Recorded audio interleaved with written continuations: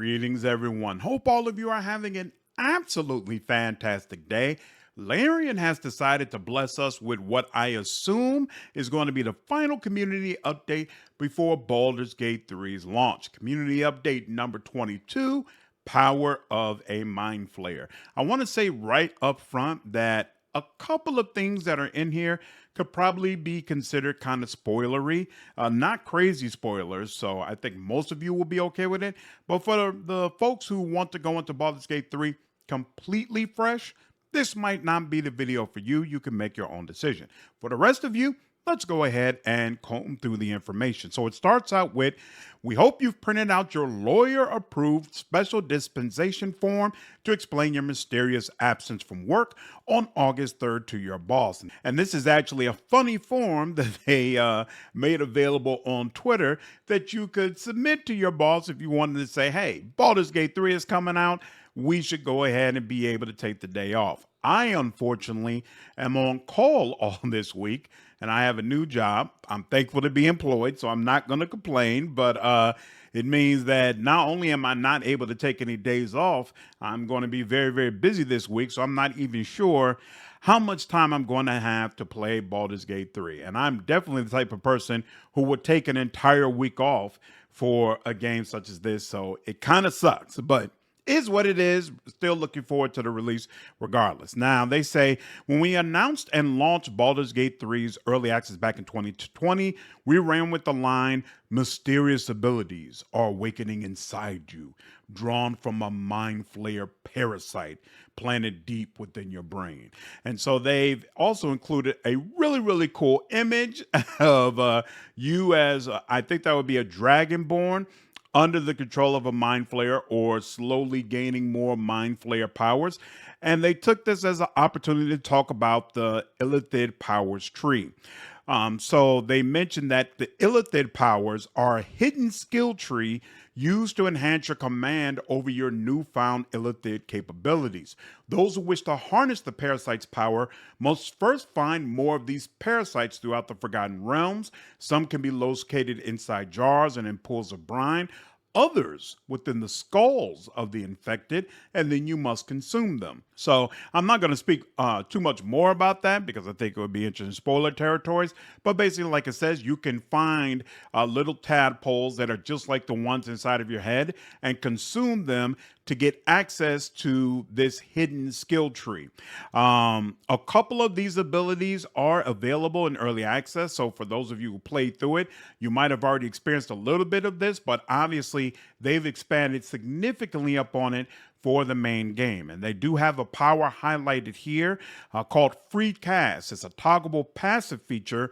You have discovered a marvelous adaptability within yourself. Spell slots, charges, and similar resources cost for your next action or spell are removed. And this refreshes after a short or long rest.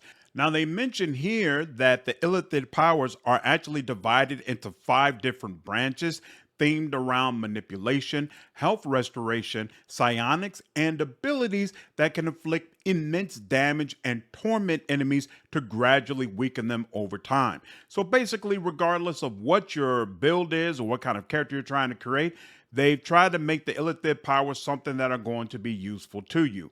Some abilities can be used to control those around you, pushing them to say things in dialogue they would otherwise not. Others endow you with the power to push and pull enemies like rag dolls during battle. And they also give you a small gift here that lets you know you have the ability to turn into a displacer beast if you select the correct Illithid power. Now, for those who are not familiar with this beast, it's considered to be a lawful evil D&D creature that can use its tentacles to hit enemies afar. And it also has some powers that it's able to use in battle. I won't go too much more in details with that because I'm not sure how Larian has decided to interpret this beast, so it's not clear what kind of powers it's going to have specifically in the game. But yeah, this should be a really, really cool option. I don't know if it's coming through clearly here, but it looks like it has 3 legs on each side, one additional leg coming out from this side. Really creepy, really cool. I'm looking forward to playing around with this when I do my evil playthrough. Now, they mentioned the deeper you go through the skill tree, the more powers you'll discover, but nothing comes without a cost.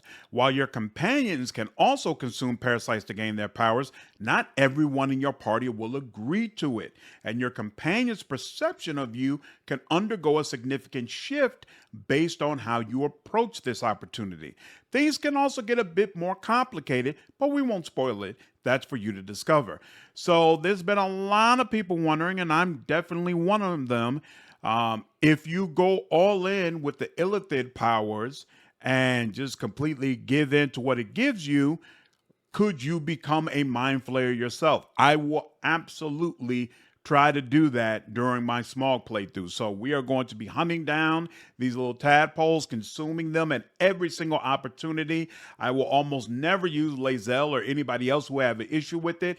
My ultimate goal is not only to be the most evil version of Dark Urge that I can be, but also, if at all possible, to become a mind flayer myself. So we'll see. We'll see. Hopefully, I can accomplish it. But the other thing to keep in mind as well is Baldur's Gate 3, it doesn't have a typical setup as far as like alignment where you have to be good or rather where you have to be evil. So it doesn't seem like, of course we haven't played the game yet, but it doesn't seem like consuming these tadpoles and gaining these powers is an inherently evil choice. So I'm hoping that they stick with that for the system, because what I would love to do as well is do a playthrough where somebody is consuming those tadpoles, but they're doing it for the greater good. And they plan to resist becoming an all-out mind flayer, or hey, maybe even deciding to become a mind flayer if there is a way to be a good aligned mind flayer. I know they're supposed to be connected with an elder brain that forces you to do things, but we'll see, if you even have that option, how it would work in the main game. But yeah, I'm going on a tangent, but this is the kind of stuff that I'm really looking forward to getting into once the game fully drops. They also talked about Twitch drops. So essentially, depending upon how much you watch your favorite streamers as they play Baldur's Gate 3, you'll be able to get Twitch drops starting August 3rd and ending on August 17th. When you watch 2 hours of a Baldur's Gate 3 stream on Twitch, you'll earn the camp clothing set. And so you see here, it's a set of loafers, trunks, undergarments, and a tabard, and you'll be able to use it while you're in camp. I personally don't stream on Twitch, so unfortunately you can't watch me, but I'll probably find someone that I enjoy and go ahead and check them out for a little while and pick these up. They also have a section highlighting some of the voice actors that are going to be working in the game. So, of course, we've already heard about J.K. Simmons and Jason Isaacs, but there are 3 main villains in the game, and the third person on the red is voiced by Maggie Robertson. And there was a video dropped recently announcing her involvement in Baldur's Gate 3. My understanding is the last Resident Evil that came out, she was heavily involved in, and she became very popular as a voice actress from that role. I've actually never played a Resident Evil game before, so I haven't played that one. So I haven't really experienced any of her work. What I've heard of her from playing On the Red sounds fantastic. Smog will absolutely be siding with her heavily, and I'm really looking forward to what that playthrough is going to be like. So definitely excited, but honestly, I'm excited for all 3. And my first 3 playthroughs, I'll probably side with each one of them separately to see what they're like. But they also took the opportunity to bring to light some other people that are involved in the game. So they say you'll recognize the dulcet tones of Amelia Tyler, who returns from her role voicing Malady in Divinity Original Sin 2. Great job doing that. In fact, one of the real shames about the fact that we never got a DLC or follow-up to that is that Malady's story was supposed to complete. So I'm really, really, really, really hoping, Larian has already said they're going to return the Divinity series. I'm hoping we're getting Divinity Original Sin 3, and then it's going to be all about helping Malady do whatever it is that she needs to do. But anyway, she's back as a narrator for Baldur's Gate 3. What I've heard from her, she's picking right up where she left off. Just absolutely fantastic. Really, really enjoy the work that she's done. Also returning from DOS 2 is Brian Bowles, who will play Celebritas Fell, the vile and loyal servant to the Dark Urge. And so you saw a little bit of that in the Dark Urge trailer. And they also mentioned if you played Blood in Baldur's Gate, which was like a text game that Larian released, but it also had some YouTube videos mixed into it. Really interesting concept. They said you'll recognize his voice from the video shorts that bookend the tale. Actor Vinegar Strokes, known for her role in the West End musical Everybody's Talking About Jamie, and the first season of RuPaul's Drag Race UK, plays you Lucretius. How do you watch a RuPaul show and say, man, she'd make a great voice actor? That's fascinating. But she plays Lucretius, the proud leader of an extraplanar circus filled with mummies, red caps, djinn, dryads, and elementals. You name it, she got it. She loves red wine, denying her employees paid holidays, and strives to be, above all, utterly fabulous. And I assume, or maybe no, this picture's of the next one, but I'm definitely looking forward to her work and seeing what made Larian Studios decide, hey, this is someone we definitely want in our game. Next up is Sophia Namvet. Fresh from her role in Lord of the Rings of Power, she played the dwarf that everybody, the black female dwarf, that a whole bunch of people were complaining about, and then she turned out to be one of the few bright spots of the show. She's taken on the role of Captain Grizzly, a former pirate who retired from a life terrorizing the Sea of Swords to become the proud owner of the Blushing Mermaid, one of the roughest taverns in Baldur's Gate. And they provide you with a picture of her. Looks pretty cool. I wonder if your character can have an eye patch and a pirate's hat. I actually love the pirate look, and I would definitely rock that for at least one of my characters.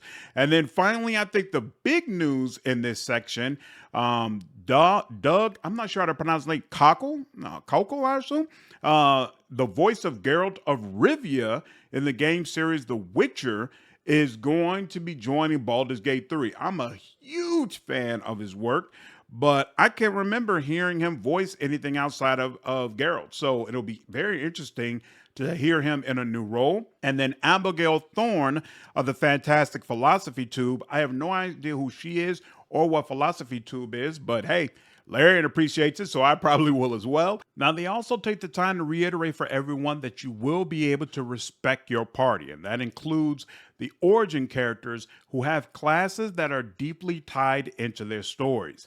And so they add a section here that says, hey, keep in mind that certain origin stories are closely intertwined with the characters' respective classes.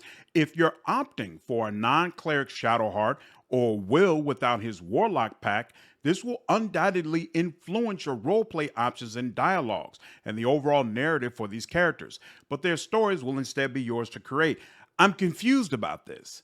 Maybe I'm wrong, because I feel like Larian is kind of flip-flopped on the messaging here. At first, I thought I heard that if you change the classes for the origin characters, that you would miss out on some of the reactivity that those origin characters receive, specifically because of those canon classes that they have. But then it seemed like they went the other direction and said, well, even if you switch the class, the game will treat them as still having the same class, which theoretically would mean that you wouldn't miss out on that reactivity, even if you switch them to something different.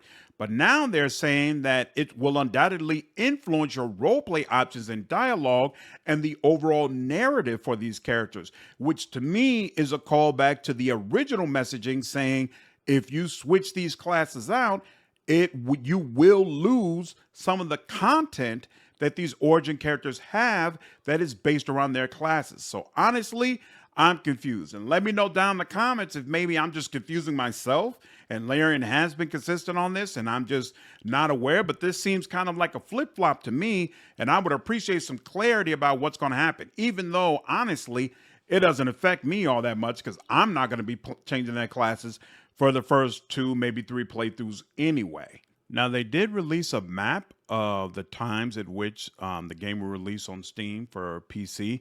It's all the same, but essentially it's 11 a.m. New York time. And they also confirmed that you will not be able to preload the game on Steam. So hopefully the Steam servers hold up and we're all able to download the game at the same time with no issues. My understanding is that that was definitely not the case when early access released, and that the flood was something they couldn't handle. I think you should probably expect the same thing on release day. So yeah, don't plan on playing Baldur's Gate 3 the same day that it releases. Just go ahead and plan on it taking forever for you to actually get the game, but you'll enjoy it the next day and for years and years to come. Now, they said the full release of the game weighs in at approximately 122 gigs. So I hope you clear them old games off of your hard drive. Please note that your early access save games will not be compatible at launch. However, so much has changed that it's really worth it to start afresh. In fact, what they recommend is that you manually go into early access and delete your saves in the game and then uninstall the early access version prior to installing the new full launch of the game to make sure there's no issues whatsoever. Now, they've received questions from some of you who have already purchased the game about replacing your PC key with a Mac one. Purchases of Baldur's Gate 3 made through Steam and GOG actually come with both PC and Mac access, so you're all good. The Mac version is set to arrive after the PC launch. Now, the game is cross-save compatible at launch, and this will continue to be the case through September 6th PlayStation 5 launch, meaning that, for example, if you want to play on your PC or Steam Deck, you could continue the adventure on your PS5 on September 6th. The PS5 version is, of course, sold separately. The game will be playable on Steam Deck at launch, and it looks rad, as you can see here. They are aiming for Steam Deck verified by August 3rd's launch date. It launches on Steam Deck with what they consider to be the most optimal graphic settings, but feel free to play around. Now, they also have mentioned that they will have 4K support and that the game can be played on ultra wide monitors.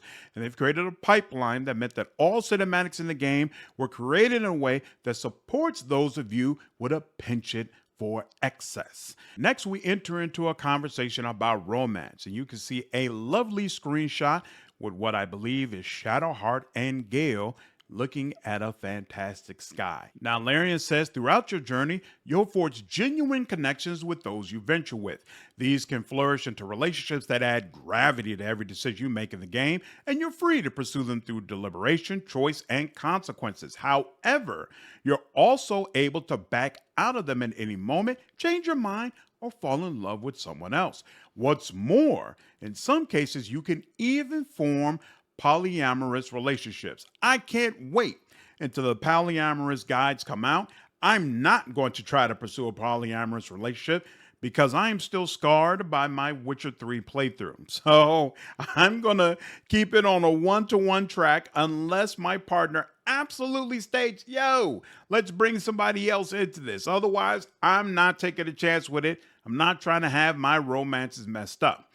To offer further clarity on exactly who can romance who in Baldur's Gate 3, we've laid it out in the least romantic way possible below.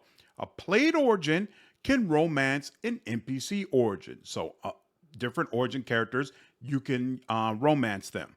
An NPC origin cannot romance an NPC origin, which I take to mean party members cannot romance each other.